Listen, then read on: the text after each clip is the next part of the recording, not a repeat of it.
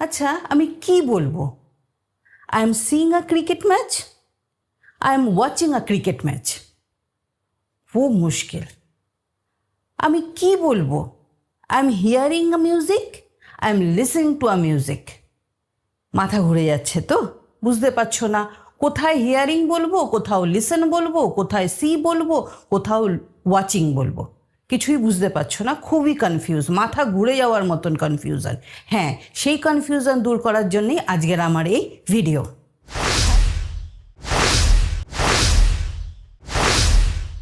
Hello and welcome to my channel. কেমন আছো সবাই?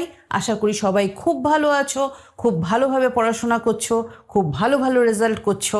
আমিও খুব ভালো আছি। Let's start. দেখো, যখন আমরা একটা ওয়ার্ডের একটা মিনিং আমরা জানি, সেটা যেমন একটা ওয়ার্ড আমি নিচ্ছি দেখা, সবচেয়ে বেশি আমাদের কি ইউজ হয়? দেখা। আমরা সব সময় কিছু না কিছু দেখছি।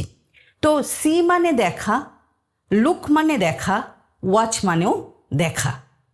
কিন্তু যখন আমরা বলবো আমি দেখছি, তখন আমরা কোনটা ইউজ করব? সি করব কি লুক করব কি ওয়াচ করব? বুঝতে পারি না তো। সেই কনফিউশন আজকে দূর হবে। দেখো, সি আমরা কখন ইউজ করব? সি আমরা তখন ইউজ করব যখন কিছু দেখতে দেখতে কিছু দেখে ফেললাম, মানে মন দিয়ে দেখতে চাই না, বা মন দিয়ে দেখছি না, বা মন দিয়ে দেখতেও চাই না। ওকে, হঠাৎ আমাদের চোখে পড়ে গেল, সেটা হচ্ছে সি। ওকে, তুমি এদিক ওদিক তাকাচ্ছ, হঠাৎ দেখছো খুব সুন্দর গাছ, গাছের উপরে তুমি একটা পাখি দেখলে, আই স আ বার্ড। ওকে, তখন তুমি হঠাৎ করে একটা পাখি দেখলে, সেটা তখন হবে সি। আজ লুক কখন হবে? লুক মানেও দেখা, কিন্তু লুক কখন হবে? লুক হবে তখন যখন তোমরা মনোযোগ দিয়ে কোনো কিছু দেখবে, যখন তোমরা মনোযোগ দিয়ে কোনো কিছু দেখবে।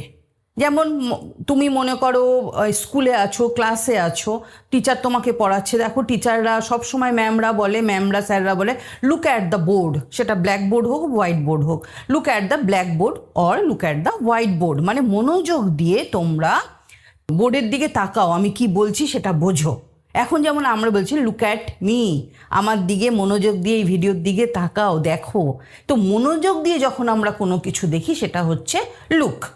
ওকে, অ্যান্ড দেন নেক্সট আসছে যে মুভিং। আমরা যখন কোনো কিছু দেখি মনোযোগ দিয়েও দেখি, আবার কোনো কিছু মুভিংও হবে, মানে এদিক থেকে ওদিক যাচ্ছে বা মুভ হচ্ছে যে জিনিসটা, স্টিল না মুভ হচ্ছে, সেটা হচ্ছে ওয়াচিং। মানে I am watching a cricket match, I am watching আ। তো যখন আমরা মনোযোগ দিয়ে আবার সেই জিনিসটা মুভিং হবে, তখন আমরা ইউজ করব watch. Okay, I am watching TV, you are watching my video.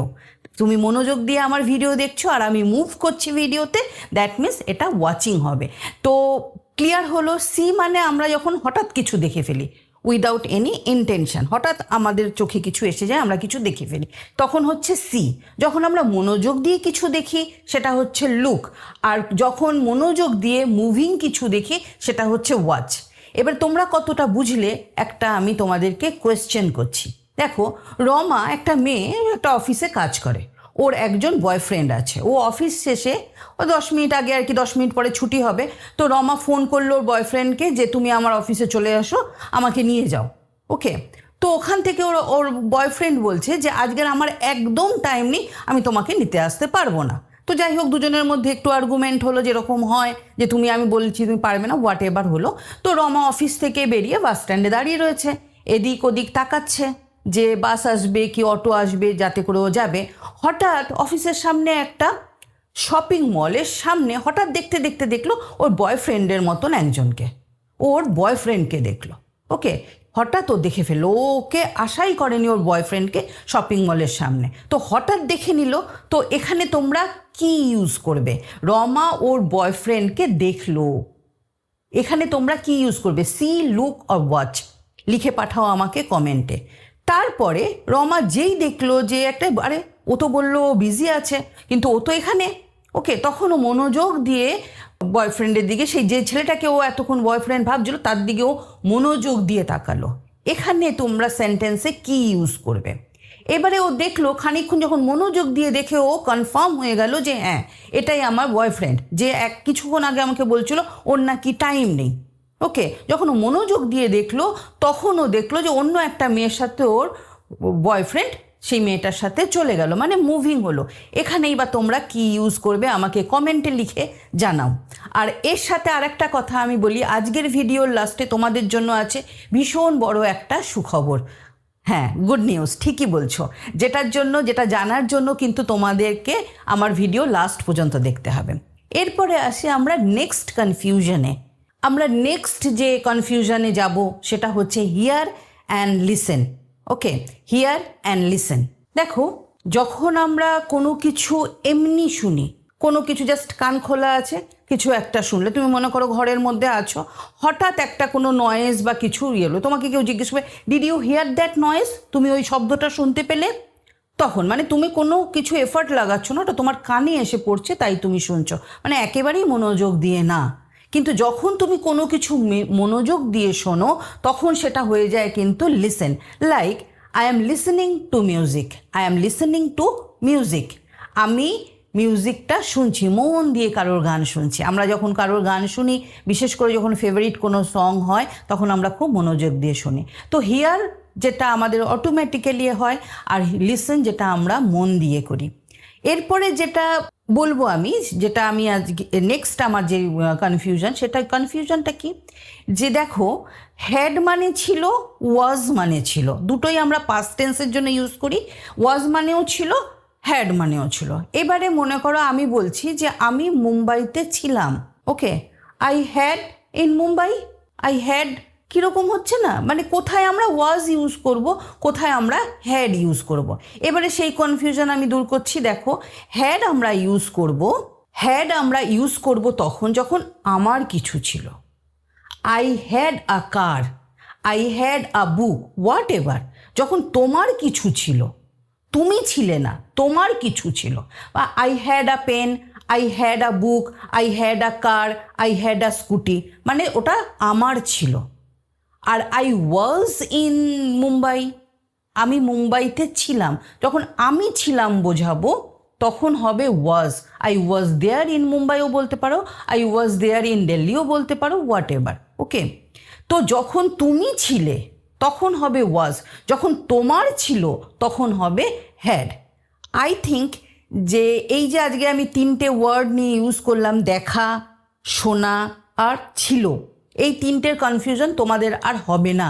ভিডিওটা বারবার দেখো, কনফিউশনগুলো অটোমেটিক্যালি দূর হয়ে যাবে। আর সবচেয়ে বড় কথা যে খুব বেশি করে প্র্যাকটিস করো, এগুলো বারবার শুনে শুনে প্র্যাকটিস করতে হয়। তোমরা 5টা সেন্টেন্স যদি আমাকে কমেন্টে লিখে পাঠাও এই ওয়ার্ডগুলো দিয়ে, তাহলে আমি অবশ্যই চেক করে দেবো। যেটা বলছিলাম যে দেখো, আমি যে ভিডিওগুলো বানাই সেগুলো তোমাদের জেনারিক নলেজের জন্য তো খুব ভালো, অনেক কিছু জানতে পারবে, জ্ঞান অবশ্যই বাড়বে, নলেজ অবশ্যই বাড়বে। কিন্তু স্পেসিফিক যদি তোমরা আমার থেকে ক্লাস নিতে চাও, অনলাইনে ক্লাস আমি করাই, তো অনলাইনে যদি কেউ চাও আমার থেকে ক্লাস নেবে, তাহলে অবশ্যই আমার সাথে তোমাদেরকে যোগাযোগ করতে হবে। আমার ডেসক্রিপশন বক্সে আমার ইমেল অ্যাড্রেস থাকে, সেই ইমেল অ্যাড্রেসে তোমরা মেল করো, আমি বলে দেবো কিভাবে আমার অনলাইন ক্লাস তোমরা জয়েন করতে পারবে। সেকেন্ড কথা হচ্ছে, যদি কেউ চাও প্র্যাকটিস ওয়ার্কশিট, দেখো যখনই তোমরা এক্সামে যাচ্ছ, এক্সামে যে সিলেবাসটা থাকে সেটা যত তোমরা প্র্যাকটিস করবে, তত কিন্তু তোমরা এক্সাম হলে গিয়ে কম ভয় পাবে, ভালোভাবে লিখে আসতে পারবে। অনেকেই দেখেছি যে খুব অল্প প্র্যাকটিস করে যায়, ভাবে যে খুব ভালো প্রিপেয়ার হয়ে গেছি, চলে যাব, বাট চলে যাবে, এক্সামটা ভালো দিতে পারবো, কিন্তু অ্যাকচুয়ালি হয় না। যত তুমি ওয়ার্কশিট পাবে, যত প্র্যাকটিস করবে, এক্সামে তোমার তত ভালো পরীক্ষা হবে অ্যান্ড তত ভালো নাম্বার পাবে অবশ্যই। তো যদি কেউ চাও যে কোনো পার্টিকুলার টপিকে তোমরা ওয়ার্কশিট চাও, সেটাও কিন্তু আমাকে কমেন্টে লিখে পাঠালে বা আমাকে মেল করে জানালে আমি কিন্তু সেই টপিকের উপরে তোমাকে ওয়ার্কশিট দেব। এবং কেউ যদি চাও সেই ওয়ার্কশিটটা তুমি ঠিক করলে কিনা, মানে ওয়ার্কশিটটা আমি দিলাম আর তুমি তো আনসার করে দিলে, কিন্তু তুমি তো জানো না সেটা তুমি ঠিক করলে কিনা। যতক্ষণ সেটা কারেকশান না হবে ততক্ষণ কিন্তু তোমার নলেজ বাড়বে না। ওকে, তুমি ভুলটাই ভাববে ঠিক। তো সেই কারেকশানও কিন্তু তোমরা আমাকে দিয়েই করাতে পারো, ওই থ্রু ইমেল। আর আরেকবার বলছি, যারা আমার থেকে ক্লাস নিতে চাও, যেমন সিলেবাসে, যেমন আমি শুধু ইংলিশই পড়াই, তো ইংলিশের ক্লাস নিতে চাও, ইংলিশ লিটারেচার, ইংলিশ গ্রামার, তারা আমার সাথে ইমেলে কিন্তু যোগাযোগ করতে পারো। তো আজকের এই পর্যন্তই। আই হোপ তোমাদের যত কনফিউশন ছিল সেগুলো আমি দূর করতে পেরেছি। যদি ভিডিওটা ভালো লাগে শেয়ার করো সবার সাথে। আবার দেখা হবে আমার নেক্সট ভিডিওতে। Bye bye.